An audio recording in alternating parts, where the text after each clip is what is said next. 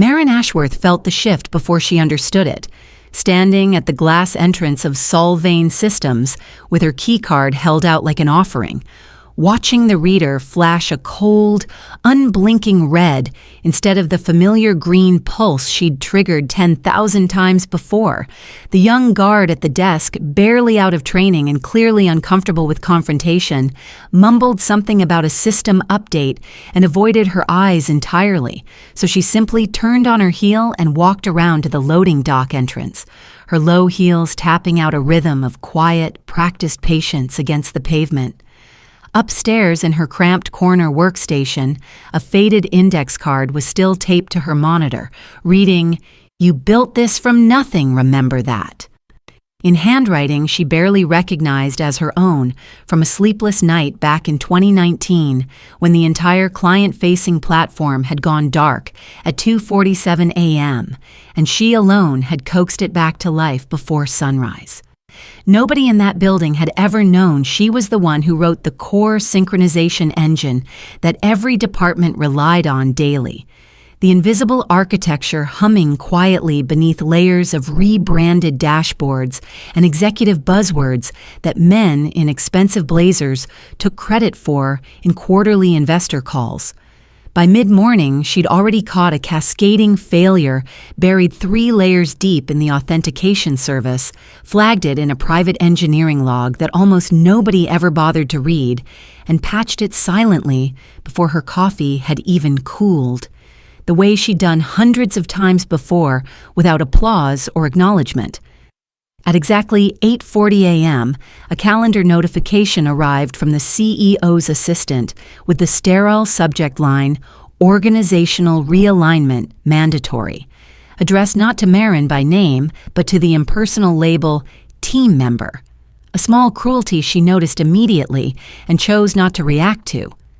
She walked into the glass-walled conference room at 9 sharp to find Dorian Vance, the company's newly minted chief executive, leaning against the window with the practiced casualness of a man who had learned confidence from motivational seminars rather than experience, his tailored suit fitting a little too tightly across shoulders that had never lifted anything heavier than a stock option agreement. "We're streamlining for future scalability," he said, sliding a folded termination letter across the table without once making real eye contact, and when she opened it calmly and read the CEO's looping signature at the bottom, she folded it back into its envelope and said only, "Understood," leaving him visibly unsettled by the absence of the scene he'd clearly rehearsed for. 20 minutes later, she was home, greeted by her tabby cat winding around her ankles in the doorway, and she carried a second laptop from a locked drawer in her study, one that had never once connected to Solvane's corporate network and bore no trace of company branding. She logged into a private legal portal registered years earlier under her maiden name, Marin Calloway, and pulled up a contract she had drafted herself back when the company was still 3 people working out of a converted garage, a founding agreement that contained a single, carefully worded clause she'd never expected to actually need. Her attorney, a soft-spoken but relentless man named Felix Oduya, who had represented her for over a decade, spread the original licensing agreement across his desk and traced his finger down to Section 9, Paragraph 4, reading aloud the clause governing wrongful separation of key technical personnel without cause or consultation. He looked up at her over his glasses and asked if she was certain she wanted to proceed, and she answered without hesitation that the company had made its decision at 9:06 that morning, and she intended to make hers before the day was through, signing her true legal name, Marin Calloway, founder and chief systems architect of Callaway Technical Holdings, across the bottom of a formal breach notice. The notice landed in Solvane's legal inbox at exactly 9:16 the following morning, a single sentence informing the company that its exclusive license to run the Callaway-built infrastructure would be revoked in 48 hours unless her position was reinstated with full authority restored.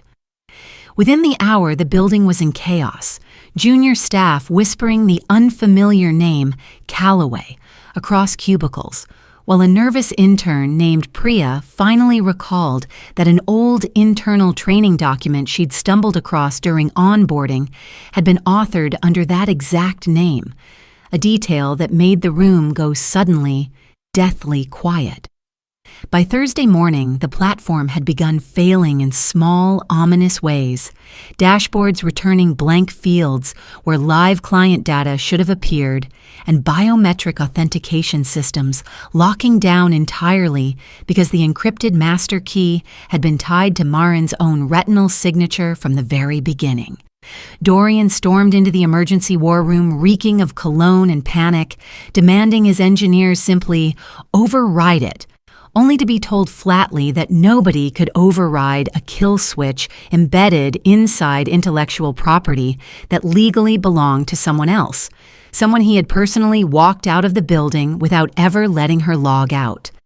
Over the next 2 days, the damage rippled outward as major clients across logistics, retail, and pharmaceuticals quietly suspended their contracts pending license verification. Financial analysts began speculating publicly about undisclosed back-end instability, and Solvain's stock slid nearly 5% before the opening bell had even finished ringing. Dorian's increasingly desperate voicemails shifted from feigned warmth to thinly veiled threats, and finally to a stumbling offer of triple her former salary, all of which Marin listened to once, calmly, before forwarding the transcripts to Felix with a 2-word note, "For the record." While the company scrambled and its board convened emergency sessions to distance themselves from Dorian's decision, Marin spent her mornings tending rosemary in her garden and her afternoons quietly registering a new company, Callaway Insights, complete with a fresh office lease, a hand-lettered glass door, and a single orchid sitting in the window as a gift from Felix. By the time the 48-hour window closed with no reinstatement offered, the license terminated permanently. Dorian's tenure as CEO ended within the hour without so much as a press release, and dozens of former clients were already lined up requesting direct partnerships with the woman the industry had suddenly discovered had been holding the entire system together all along. Marin pressed her palm against the security panel of her new office for the first time and watched the light blink a steady, welcoming green, stepping into a space with better light, better people, and no one left to erase her name from anything ever again. She thought of every quiet night she had spent fixing what others broke and never once being thanked for it, and she understood, standing in that sunlit room with her own name etched cleanly on the glass door behind her, that she had never truly been invisible at all. The world had simply been waiting for the exact moment it would finally have no choice but to look. If this story resonated with you, please subscribe to our channel and share this video with your friends and family. We create entertaining and inspiring stories for our viewers, and your support helps us continue making great content for you.